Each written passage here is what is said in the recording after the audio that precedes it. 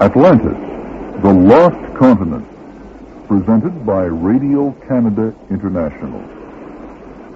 This program is the first in a series of 4 on Atlantis, created, researched, and produced by Robert Zend. In this program, 4 roads to Atlantis. Why just 4 roads? Of course, you may find this title strange and think that there must be more than 4, at least as many as the number of investigators. Each seeker clears his own path, as it were. It would be safe to say that during the centuries, more has been written about Atlantis than about any other problem. A bibliography compiled by 2 French scholars, J. Gattefossé and C.C. Roux, as far back as 1920, listed more than 1,700 books and papers, both scientific treatises and works of fiction. Since then, in the past 57 years, this number may have easily doubled.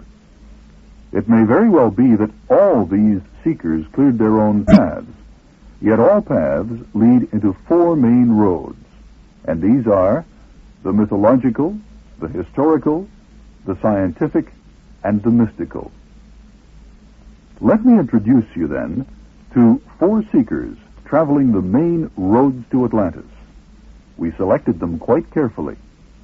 There are no adventurers or occasional enthusiasts or shallow bestseller seekers.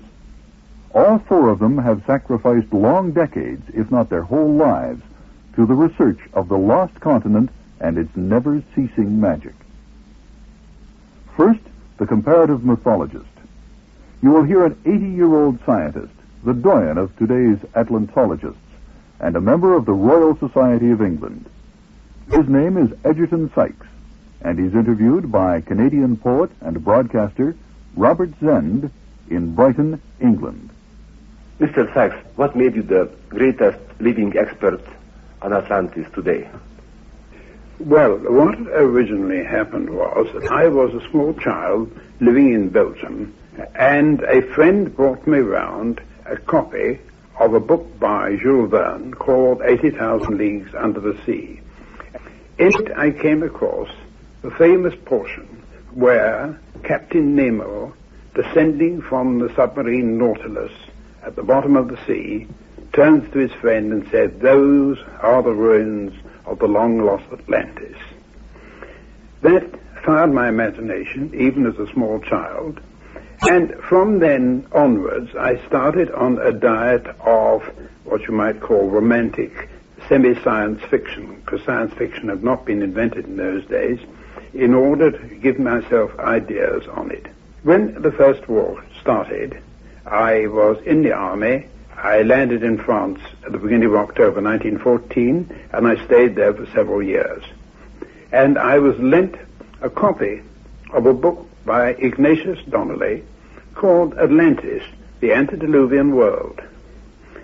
That fired my imagination again to such an extent that from the end of the First World War until now, I have been not only a fervent enthusiast for Atlantis, but I have made a point of contacting everybody about who was in the slightest degree interested in it, no matter what their nationality or whether their opinions agreed with mine. It made no difference at all. My magazine Atlantis, in which I have published everybody's ideas, including my own, is now in its 28th year. And when I came back to England, I had already laid plans for the starting of the Atlantis Research Center, which still functions after all those years. Our second seeker, representing the historical approach, is Princess de Ruspoli in Tangier, Morocco. My name is Martha de Chambra Ruspoli. You want me to say that I'm Princess Ruspoli? I won't say that, because I don't believe in titles. I believe that nobility exists in the head and in the heart, and there is no other. And I've worked on a book called The Divine Hawk, and now I'm working on a second book, which is called Christians Before Christ, and which is indirectly a sequel of the other. And Gavin Maxwell corrected my English translation of my book. And Gavin Maxwell said to me, I think you're right. I'm completely convinced by your theory, but it's going to take a lot of time before people realize that it's the right theory. You see, when you come to people and you tell them that Eden and the world started in the West and not in the East, as they have absolutely decided that everything came from the East, well, they've spent so much money writing and published so many books and have got so many libraries that when you come and tell them not at all, it did not begin in the East, it began in the West, they don't like it. I've read the whole book.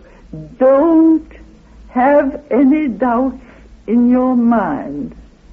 You have found the truth. What is this truth? The truth of the book is that the world was probably the civilization, primitive civilization of the world, and the great civilization was formed in Atlantis. And this idea of the creation of man and all that, and of a wonderful type of man, was probably in the Atlantis, and everything was destroyed by the crash of Atlantis, and there were only very few survivors. I would like to ask you how you got involved into the research of Atlantis. What gave you the first impetus? Because everybody has his own personal story regarding Atlantis. Well, I had just had a very great sorrow, the death of my daughter. And I needed to have my mind occupied by things that would take me quite out of the contingencies. My daughter died in 1953, and I began then to study. And I've studied ever since. And all the time I find new things, new texts, and of course my last years of work at the Vatican Library have been extremely profitable, and I have thousands of pages of notes. Now, the third road, the scientific, represented by Dr. Manson Valentine, who just a few years ago discovered the famous underwater Bimini ruins at the northwestern edge of the sunken continent. Toronto filmmaker Noel Moore was invited to Miami Beach, and while in the midst of preparation for the filming of the underwater and aerial expedition, he recorded his conversation with Dr. Valentine. I wanted to find evidence for Atlantis through zoological channels, through my work in zoology, zoogeography, and whatnot. You are that is your. I'm a paleontologist and a zoologist. Mm-hmm. When I was exploring caves of the Appalachian system, I discovered a whole fauna of cave beetles, blind cave beetles, incapable of existing outside limestone caves. Mm-hmm. And I was very pleased to note that many of the genera, the new genera that I found, had counterparts in Europe, which, of course, suggests either continental drift or an Atlantis.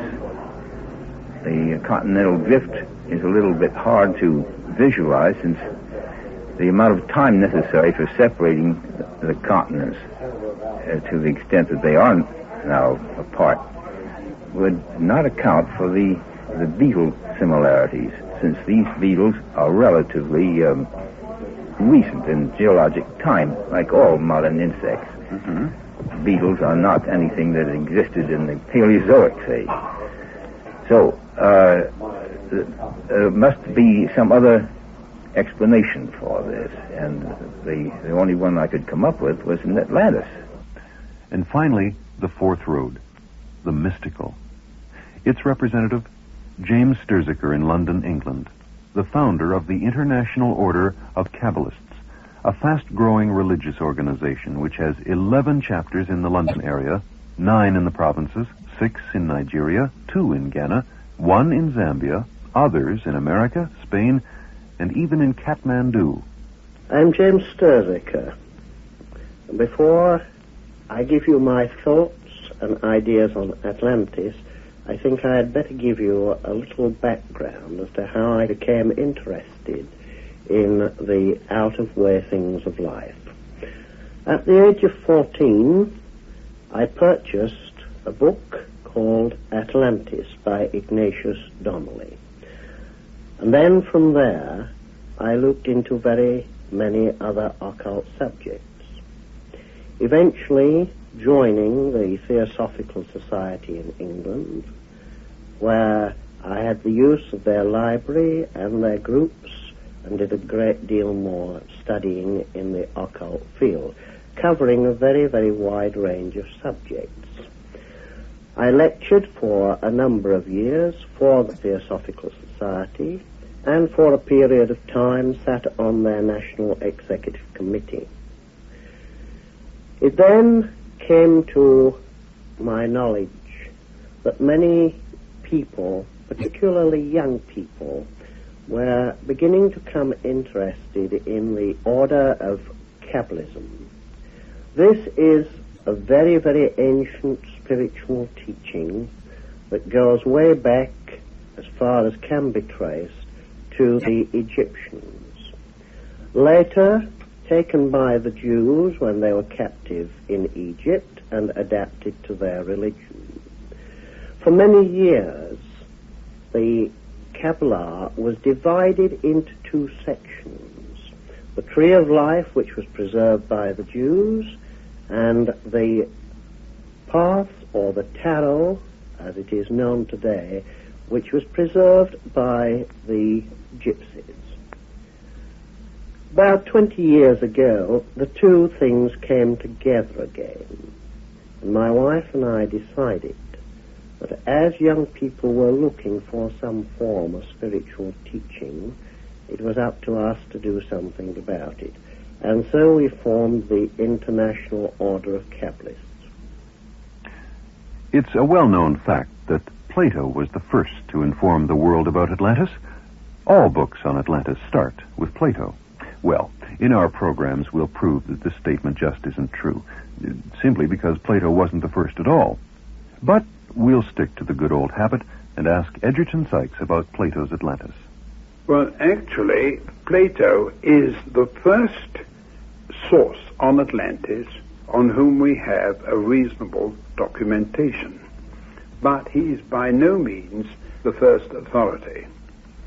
200 years before Plato, Solon, the Onassis of his day, the richest man in the Eastern Mediterranean, a ship owner, a trader, and also a mastermind in politics, decided during one of his periods when he was out of office that he would visit Egypt, and while there he would investigate the stories which had come to him about the existence of an earlier culture named Atlantis outside the Pillars of Hercules.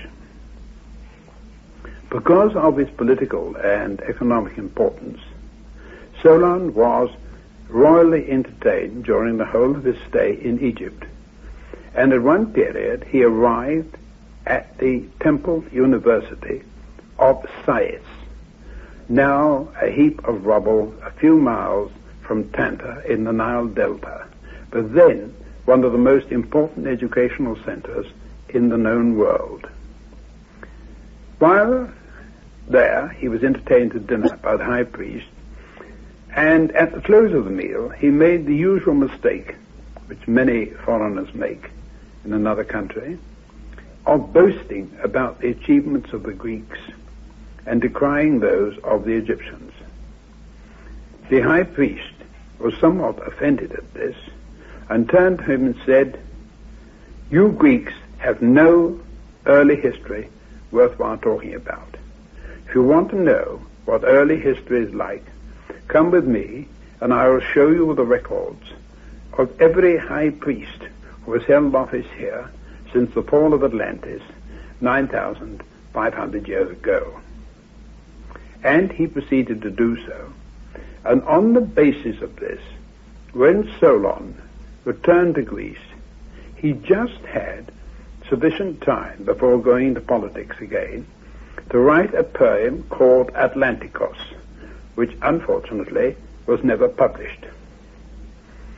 200 years later, Critias, the friend of Plato, recollected that as a small boy, his grandfather had told him of meetings with Solon, then, I presume, in his old age, during the course of which Solon mentioned the existence of this manuscript poem which he had written, and said that he was firmly convinced that there had been a civilization outside the Pillars of Hercules called Atlantis.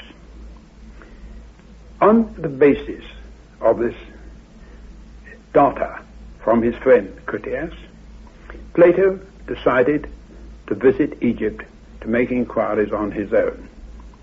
Unfortunately, Egyptian religion had gone very much downhill during the 200 years since the visit of Solon, and there was not a single priest available who was able to interpret the hieroglyphics of Sais or any of the other temples to the satisfaction of Plato. The result is that Plato's two papers, the Critias and the Timaeus, one of which he was unable to finish because of his death, are based very largely upon the information originally obtained by Solon and passed on to Plato by Critias, plus the interpretations which Plato himself put upon them. I would, however, observe that within the last year or so, it has become apparent that other earlier sources had had contact with the post-Atlantean remains on the western side of the Atlantic. I referred to the Orphic Argonaut, which is written about BC 1500, where reference is made to the plain of Lycontia, surrounded by a string of islands, which were pierced by the trident of Poseidon, with the result that the Atlantic Ocean rushed in and drowned all the people out on the fertile plain. The string of islands were the West Indies. The Lycontian plain is now the Caribbean, or Caribbean, whichever pronunciation you prefer, sea. And this shows that at least 1,000 years before Solon, there was communication of some kind across the Atlantic, probably Egyptians or Phoenicians, who had brought back these stories of the flooding of the plain surrounded by the West Indies. And I am absolutely certain that if we investigate with greater care the early classical sources preceding Solon, we shall find considerably more data to bolster up our ideas.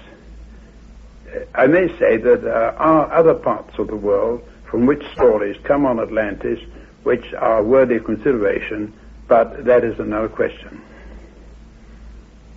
We're in Tangier again. After having introduced herself, now we ask Princess Ruspoli to introduce her historical approach. So I began to study, and I began to realize that there were the main differences between people were the differences of religion, that the religions built a wall around people. If it had been that way always, well, that meant that when the Greeks, who are our first historians, wrote, for instance, the history of the Egyptians, that they might have been wrong, because there was a religious wall between them and ancient Egypt. The Egyptians didn't speak for themselves because when the Greeks wrote about them, the hieroglyphs were hardly read, and the Egyptians had been conquered, and they had very little to say. I found that this wall did exist, and that the Greeks had understood nothing at all. If they had understood nothing at all, it meant that there was perhaps something that might be found by studying the Egyptian texts. It was then that a friend gave me the Egyptian Book of the Dead, which is a collection of papyri. Papyri are pergamena, or this paper that was made out of reeds in Egypt, and that were put in the tombs. They were supposed to help the dead on their journey towards the land of their ancestors. What was the land of their ancestors? Why did they have a land of the ancestors? And why did they have to go back to the land of the ancestors? Well, the hymns to the sun gave me an answer to that question. I read them over and over again and couldn't understand them at all, until I came upon one small sentence. It was addressing the sun, "Thou comest forth from the waters." Well, I said to myself, if I am an Egyptian standing with my 2 feet on Egyptian soil, and if I watch the sun rise, and if I see the sun rise out of the waters, these waters can only be the Red Sea, which begins at the Suez Canal, or the Indian Ocean, which begins at Aden. That is the whole length of Egypt. And the souls of the east welcomed the sun, and the souls of the west awaited him. Therefore it went on, since it was going on towards the souls of the west that were waiting. Thereupon the sun left Egypt and began to go over the immense Saharan region, which crosses the whole center of North Africa. This enormous region is described, for instance, there's a moment when there is a land which, instead of welcoming the sun, is sad when the sun rises and welcomes the setting sun. Why? This land is called Narezruft. So I said to myself, that is the Tanezruft. It's this hell of heat which is in the Sahara, and which of course welcomes the setting sun, that is, the coming of coolness in the evening. One point after another, the Saharan toponymy, by toponymy we mean the science of names, toponymy, that these names in the Sahara of today were in the Egyptian texts of several thousands of years ago, and that you could trace them. Thereupon, the sun went further. It reached the pillars of the sky. What were these pillars of the sky? They were the highest mountain of North Africa, which is the Atlas. Well, these pillars of the sky, which are in the Egyptian text, are also mentioned by Homer and by Hesiodus. And Hesiodus says Atlas, who at the end of the world holds up the sky on his mighty arms. And Homer says Atlas, who contemplates the depths of the ocean. From the Atlas Mountains, the sun gets to the Atlantic Ocean at Tamanu. Tamanu Ta in Egyptian means earth.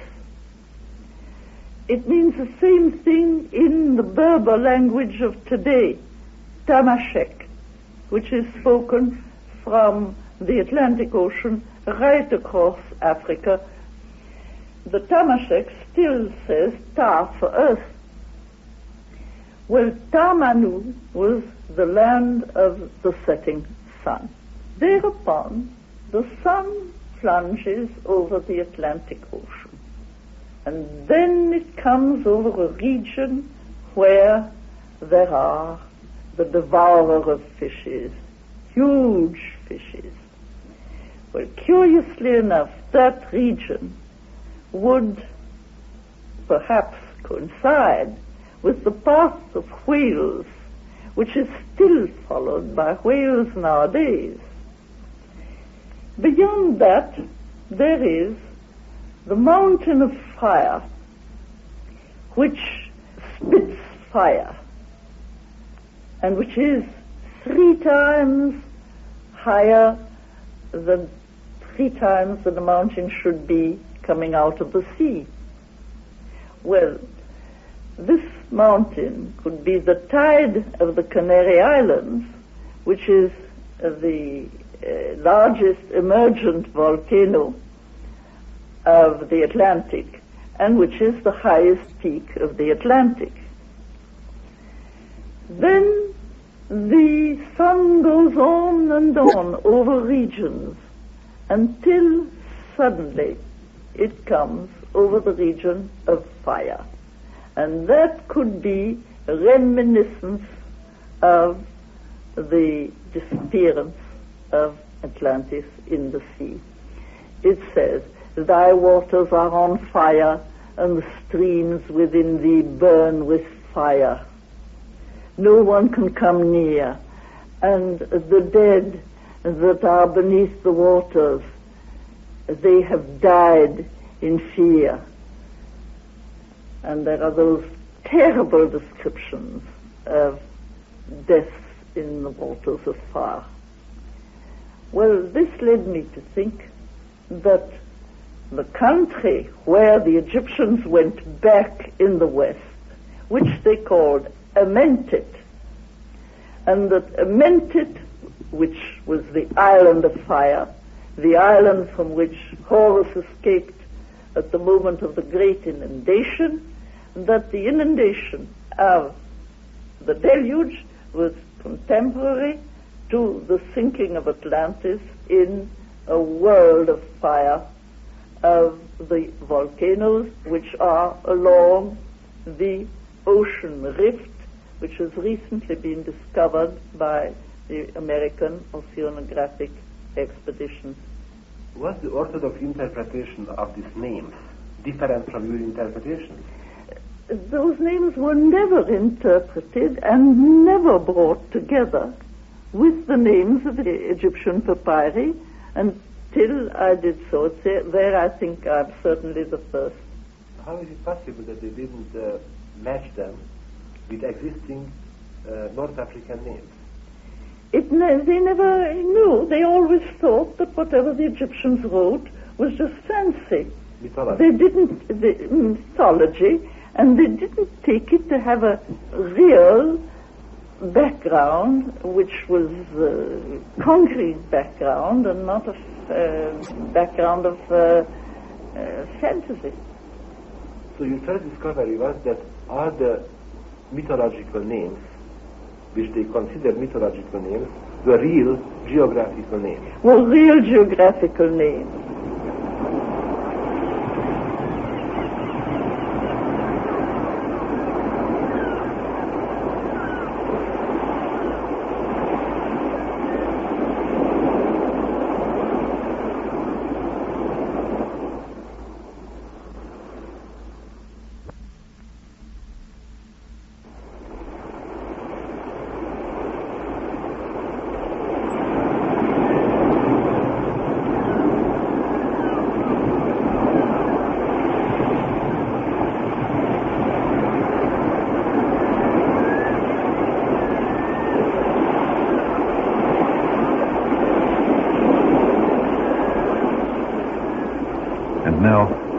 listen to Dr. Manson Valentine again, interviewed by Noah Moore before their expedition to the underwater structures built by Atlanteans more than 10,000 years ago.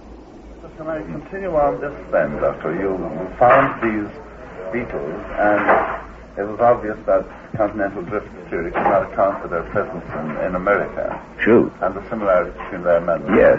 others in Europe. So where did you... Well, I started traveling and doing island work, island surveys in both oceans. I found in the Pacific a center of dispersal. It was almost imperative, we almost have to admit that there was once a center of dispersal for organisms and even mankind in the Pacific. Mm-hmm. In the Atlantic, it's the same story. A center of dispersal. That means you tracked down through various artifacts. You tracked down the origin of... The origin, exactly. And in archaeology, it is admitted today by our archaeologists that all of the tools in the Pacific had a central origin. Yeah, the tools used the by tools used, men. yes, the axes, the greenstone axes, the poi grinders, and whatnot. There must have been this center of dispersal. As far as the animals are concerned, the endemic insects, mollusks, and so on, the snails, land snails, they can't get around unless they are transported. Mm-hmm. Not by environment, because that's not capable of doing it, but by man. Well, if you rule out that, you have a tremendous fauna which obviously has its roots in a central dispersal zone. Mm-hmm. Then you have evidence for a submerged continent. And was this true in the Pacific? Does it refer to Lemuria? Or Yes, exactly. Sure. It was there. No doubt about it. Sorry, Doctor. No, I just was going to mention the fact that there are genera of snails, land snails, that simply don't get around. They can't survive immersion in salt water. And these are confined to the Pacific. There have been no records of these particular forms on any of the continents. They are definitely Pacific. And the same is true of many insects, especially the beetles, which I've been working on. Mm-hmm. And so they had to originate and plants. They had to originate in some land area. Yes, absolutely. The distribution is such that it paints a very vivid picture of the demise of an area that once was their home ground. Is there any documentation on this, Doctor? Not yet. I'm working on it. And the same thing you would say applies to the Atlantic. Like somebody mentions, the Russian study mentions carp, for instance, freshwater fish found on both sides of the Atlantic, and he points out that there's absolutely no way that they could have got over in the saltwater environment. No way. In Brighton, England, with Edgerton Sykes, we asked him to talk about mythology, comparative mythology, and its value. One of the things in dealing with history is that once you get before the days when you had documents written, everything had been handed on by somebody else. Now, Roman mythology was taken over and adapted from that of the Greeks. Greek mythology was taken over from two distinctly different sources. One, their predecessors in the Mediterranean, and the other, the Egyptians. The combination of the two, the Egyptian mythology reaching them mainly through the Phoenicians, produced the Greek myths. But don't forget that the wars of the Titans and the giants and all that all occurred thousands of years before the first Greek arrived in the Mediterranean. They are the stories of the peoples who were there before them. Well, the story of Atlantis is in exactly the same field. It has been handed down from one generation to another, from one tribe to another, from one conquered race to their conquerors.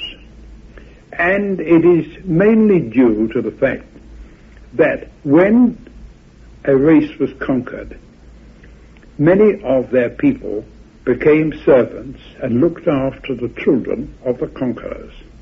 And it is in the stories that they told of their past histories that have given us mythology of the Romans, of the Greeks, of the Phoenicians, of the Egyptians, and of practically every other race known to man.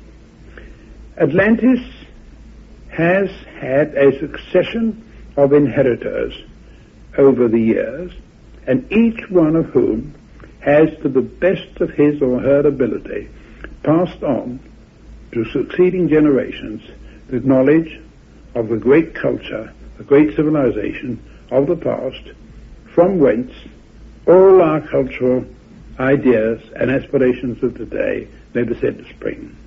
I felt that one of the things needed to establish the credibility of Atlantis is a chain of events leading from the time of Atlantis until the present day.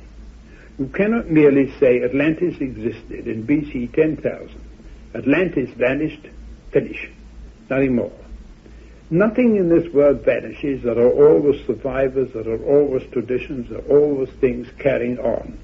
And I feel myself that we are gradually making use of myth and legend, which in another place I have described as history seen through the eyes of children, to enable us to build up a credible and reasonably accurate picture of where Atlantis was and to identify a few small portions of it. Children? What do you mean? By children, I am referring to people who have, shall we say, immature outlooks. Quite a lot of us are children when we are dealing with technologies of which we are not aware. But I can give you a very good example of this from one of the Irish stories. I think it was Maildune who, on one of his journeys, observed what he described as an island, the city of which was perched on top of a large grey pillar. Well, that, of course, to us, merely indicates that he saw a volcano with a cloud of smoke rising from it, which had so partially given the appearance of a solid disk at the top, perhaps a couple of miles up. The reason for the misunderstanding was very simple, that there were no volcanoes in Ireland, and it's very doubtful if any of the people concerned had ever seen a volcano before. Well, now, they were not telling lies. They were telling the truth absolutely as they saw it. The fact that their opinions were mistaken, their conclusions unjustified, has nothing whatsoever to do with it. We, with our superior knowledge at the moment, can sort out from their story exactly what happened. And this is precisely the same with all the legends of the past. There were no gods, there were no goddesses. It's very doubtful if there were any real heroes. Past history is made up of ordinary people like you and I, facing difficulties, trying to surmount them, and, as usual, not really completely understanding what was happening around them, but not being any the worse for that. And I think myself that one of the greatest tragedies of today is that many of the official historians of the world look with contempt upon myth and legend, not realizing that where there is no history, myth and legend are the only sources of information on which we have to draw, and we neglect to use them at our peril. Having followed the sun on his way from east to west, over North Africa and the Atlantic Ocean, Princess Ruspoli has led us to the region of fire where once Atlantis sank. The sunken continent underfoot, we stop here now. Could you tell me something about the sinking of Atlantis? Well, the sinking of Atlantis I would bring together with the notion of the underworld. Nearly all civilizations have a notion of the underworld. Out of the depths have I cried to thee, Lord, Lord, hear my voice. What does that mean? It means an underworld. It means a sunken world. Well, how did this notion enter the human mind?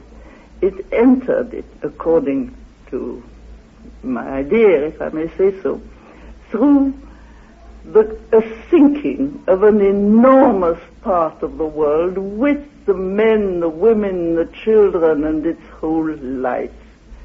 And from then on, the underworld began to be peopled with myths. It was peopled by the souls, by the bodies of the dead who had gone down in this great sinking, like an enormous grave. Now, you find remembrances of it everywhere.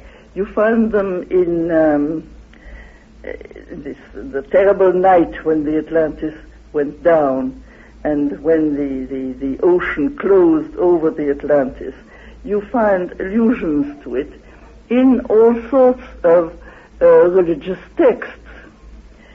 The volcanoes, the seismicity of the mid-Atlantic ridge, which has now been found out technically, well, is already mentioned in many ancient religious books, among them the Book of Enoch, and among them you have quotations like this: "A fire is kindled in mine anger, and shall burn into the lowest hell, and shall consume the earth with her increase, and set on fire the foundations of the mountains."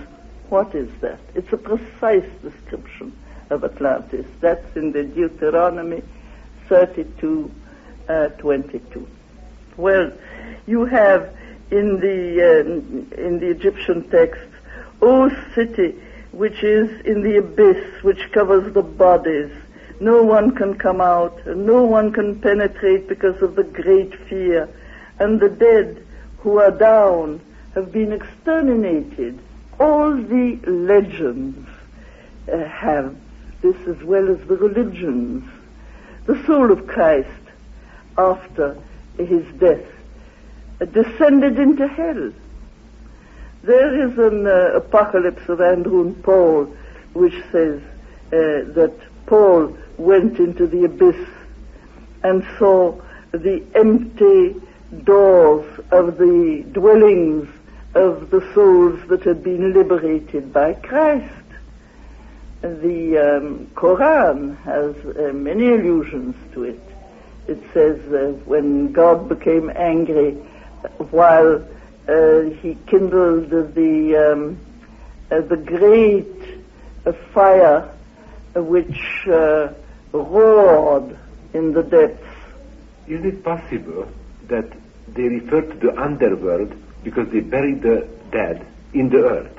Well, surely not, because there is no underworld, there is no issue to that. It's just you put a body in a little bit of earth near the surface. That has nothing to do with these great depths. Out of the depths have I cried to thee. Those are depths. That's not a little grave on a hill. So water at the bottom of the ocean is always connected with death. Is connected with death, is connected with collective death, with sunken cities. It's connected with a sunken land. It's a domain of the dead. It became the empire of the dead.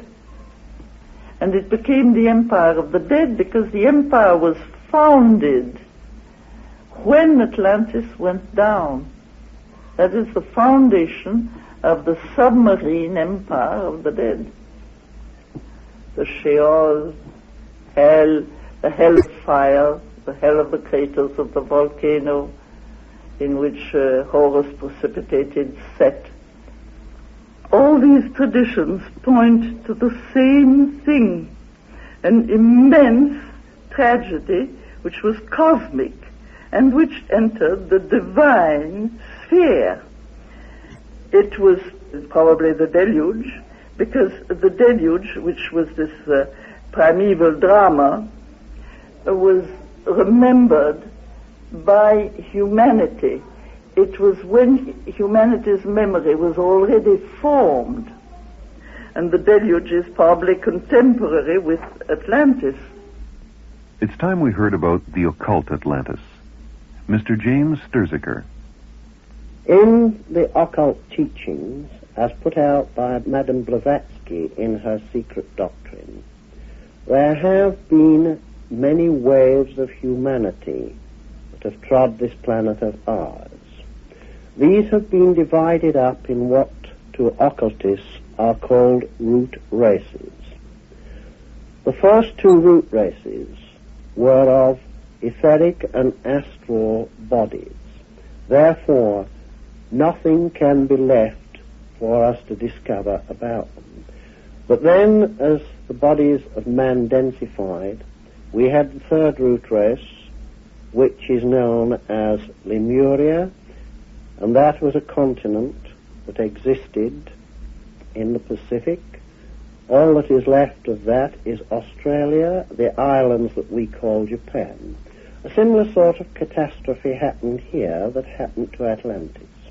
Now, Atlantis, in occult teachings, is the fourth root race. It was a civilization that rose up to great heights, and if we can believe what the occult teachings tell us, destroyed themselves by reaching to a point of discovery of power that mankind has now reached again in what is known as the Aryan or the fifth root race. Perhaps if we can take the occult side of Atlantis seriously and see from the practical side what happened to it, man might take a warning from the past that what happened then could again happen now. But let us look more into the occult side of Atlantis. One of the things that has interested me greatly in the mystical Kabbalah and its tree of life is the fact that it goes back to the Egyptians. From Plato's story, the Egyptian priesthood were trained by the Atlantean priesthood. This is confirmed to some degree by Iamblichus, a Neoplatonist of the 4th century. He was born AD 250 and died AD 330. He studied under Porphyry in Alexandria. An Egyptian initiation, as recorded by Iamblichus, is thought to have been in use in the time of the Ramesses. An Egyptian initiation by Iamblichus was translated from the original manuscript by P. Christian, who was the mouthpiece of a French secret society. In the book, An Egyptian Initiation, there are described 22 murals that are hanging around the wall of the initiation chamber. And the would-be initiate priest is told by his guide to study them carefully to such a degree that he can understand the hidden mysteries behind them, because upon his understanding will depend whether he passes the initiation and enters into the priesthood.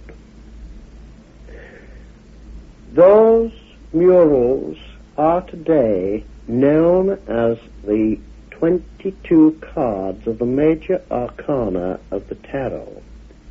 These are also the 22 subjective paths on the Kabbalistic tree of life. Although we can trace these murals back, trace these tarot cards back, where did the Egyptian priesthood first obtain these great deep teachings? Only from a more advanced priesthood than themselves. Again, from occult teachings, we are given to understand that the Atlantean priesthood taught the Egyptian priesthood when Egypt was a colony of this great continent. Madame Blavatsky, in giving us a great deal of information on Atlantis, obtained this information herself through what might be called the masters, or those spiritual beings who dwell on higher planes. This might be referred to as taking things through at a psychic level. And as we know, things coming through on a psychic level are always subject to a lot of doubt. But so many things in Madame Blavatsky's Secret Doctrine, which was published in 1875, just 100 years ago, which at the time were completely unknown, have now been proved to be correct. So that if things have been proved in one field, why should not her information on Atlantis also be correct? If so, then it gives a greater importance to the Kabbalistic tree of life, because we are looking into a spiritual way of life that was taught 10,000 BC at least, because we are not sure how long this great civilization existed with its mystical teachings prior to its destruction.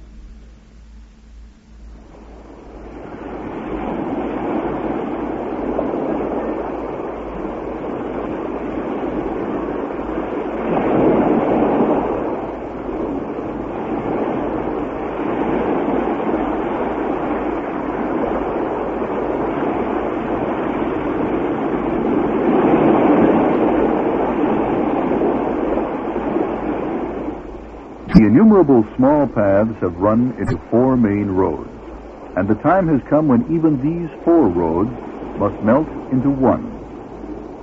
The solution to the Atlantis problem can be reached only by interdisciplinary science.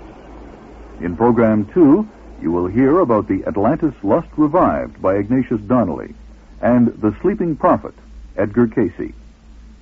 In this program, the speakers were Egerton Sykes, Princess Marta de Ruspoli, Dr. Manson Valentine, and James Sturziker. Our series on Atlantis was created and produced by Robert Zend, with co-production and direction by Tim Wilson and Len Shear for Radio Canada International.